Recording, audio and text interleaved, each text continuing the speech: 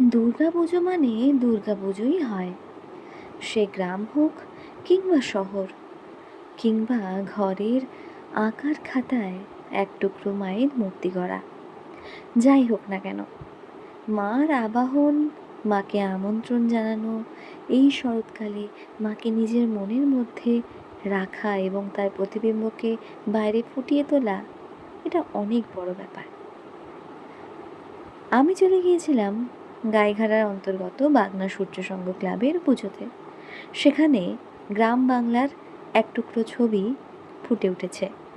তোমরাও আশা করি দেখে আসতে পারো গিয়ে, তোমাদের ভালো লাগবে।